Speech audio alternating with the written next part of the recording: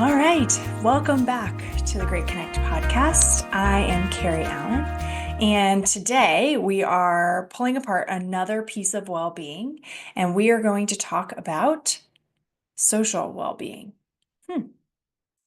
Is that a thought that you've had before, that we could have social well-being? It's interesting because I have always known how important the community aspect is to our well-being.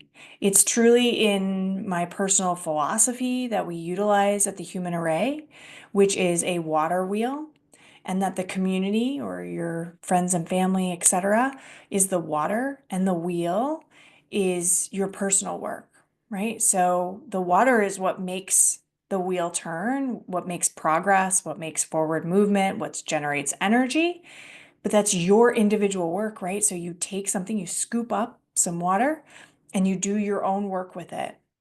And then you can offer it back into the community. And that to me is like the perfect description of how we work both individually and collectively to support ourselves and to make progress, and how evolution happens truly. And when you're in community, you have this ability to actually participate in a way where you're listening to others are reflecting things back to you. And in that environment, we all live in our own little bubble, right? We talked about that from a mental well-being standpoint. So you have this experience, and then it offers something to you like, oh man, I never thought of that way. That totally shifts my perspective. And I need to do some rethinking about that. How can I spend some time understanding that? And that to me is the value of being in community, because it supports us doing our individual work. We can't sit in a room by ourselves. We would never have any experiences. And yet, if we're always in community and we never take anything and do our own personal work with it, things become stagnant. The water doesn't move. And that's when disease breaks out, or mold, or any of these things, right? You see water that sits still, all the bacteria raises to the surface because it's not moving. The moving water is what allows for progress and for flow to happen truly.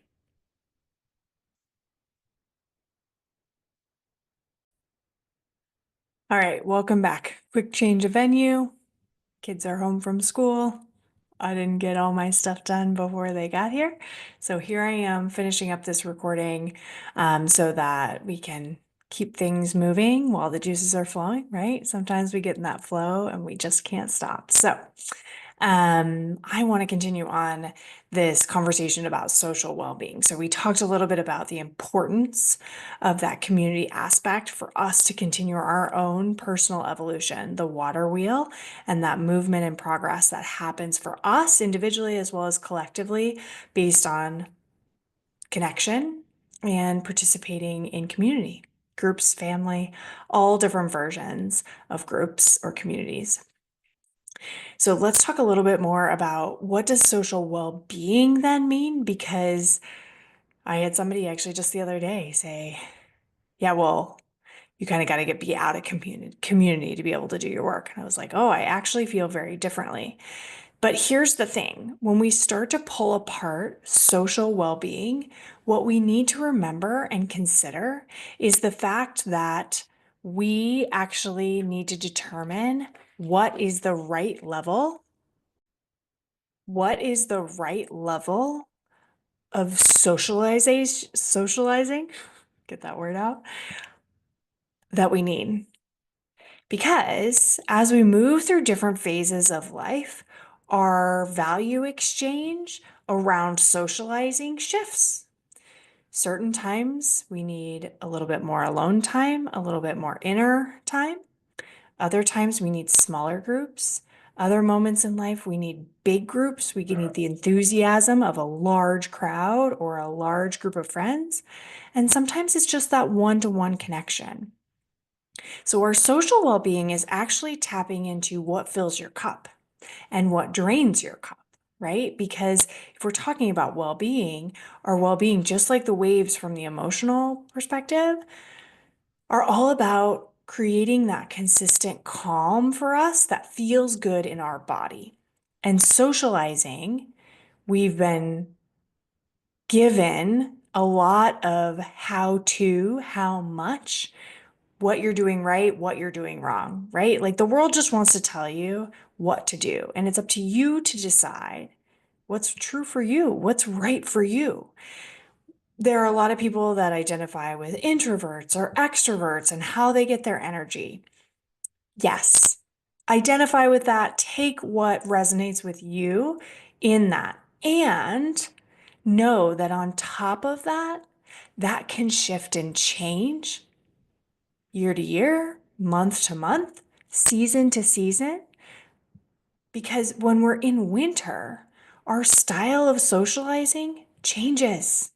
Our need to socialize changes.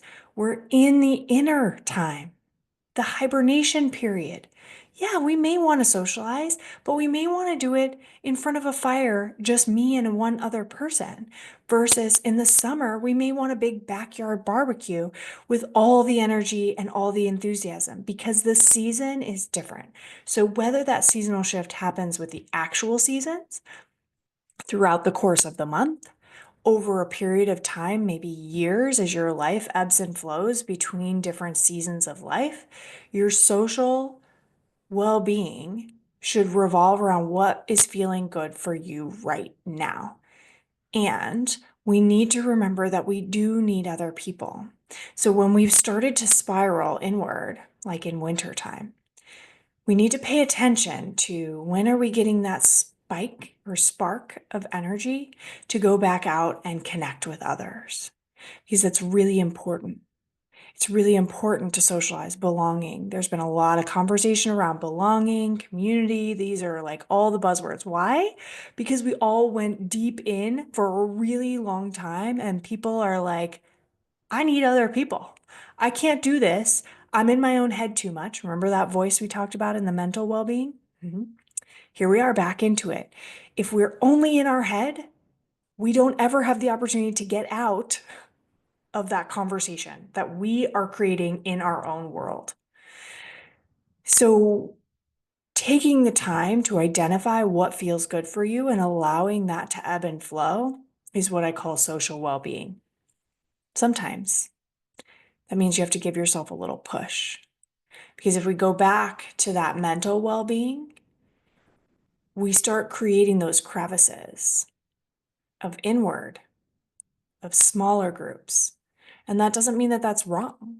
It just means give yourself a chance to explore and try different types of socializing to determine what's true for you.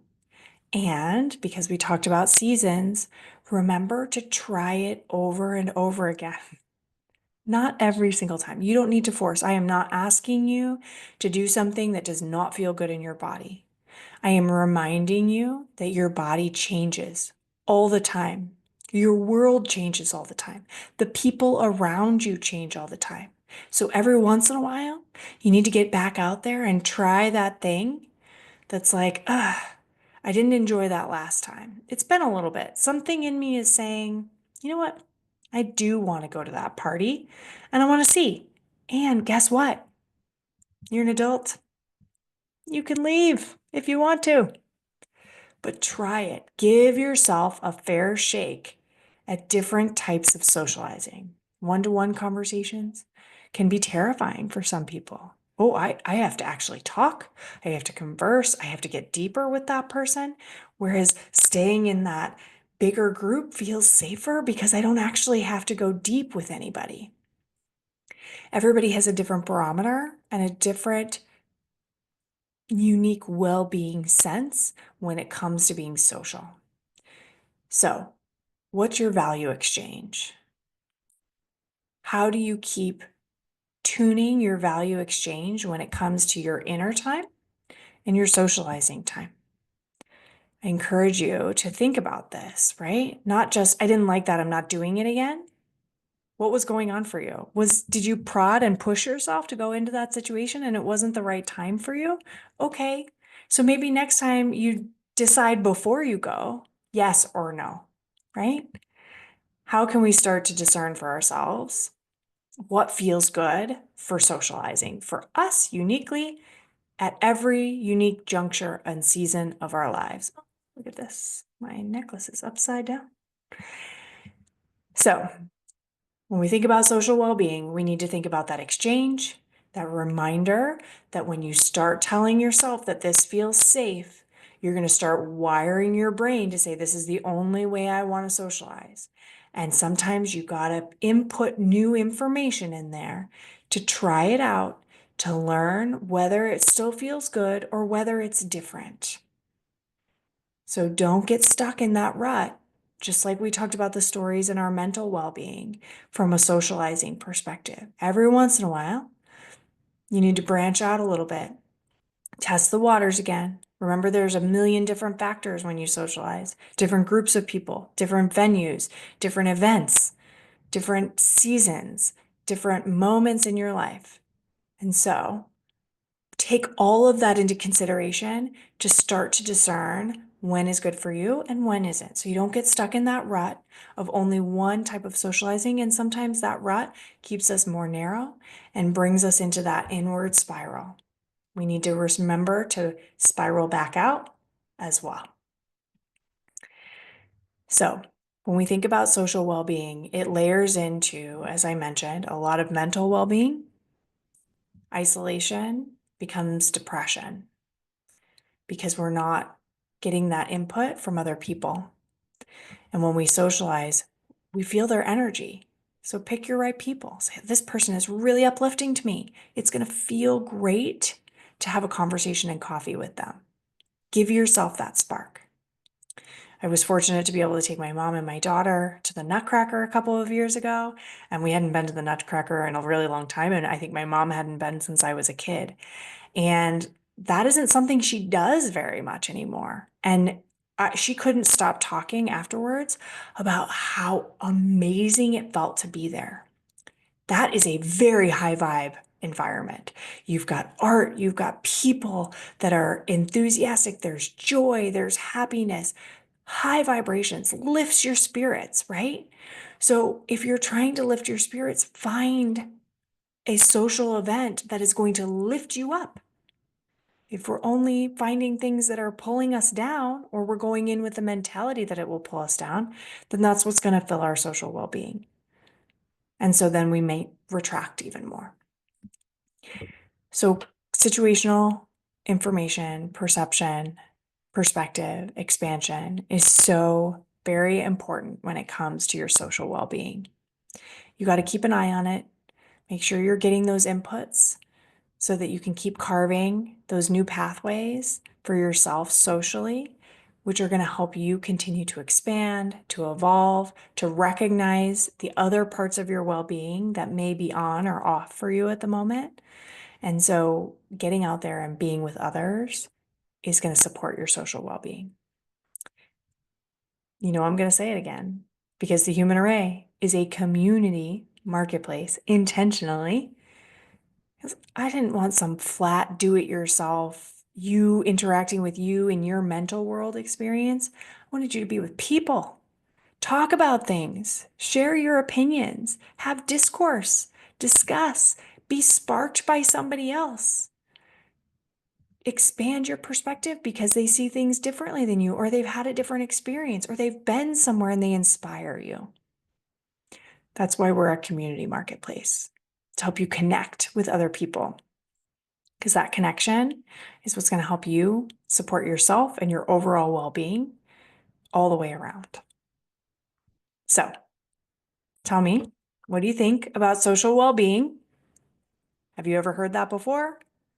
How do you think about socializing? How does that support your overall well-being? Is it a piece of the puzzle and the pie that you're thinking about on a regular basis to understand your overall well-being and where you are and where it's out of balance? Would love to hear from you. Certainly join us in the Human Array to start dipping your toe in that water, experiencing community, supportive community. We'd love to have you there, hear what's coming up for you and how you're thinking about your well-being, and support you with the additional resources that are going to help you make that change that you're looking for in your life. So join us at the Human Array, and we're going to come back and do the last part of well-being, or at least for now, spiritual well being. I look forward to seeing you then. Till then, be well.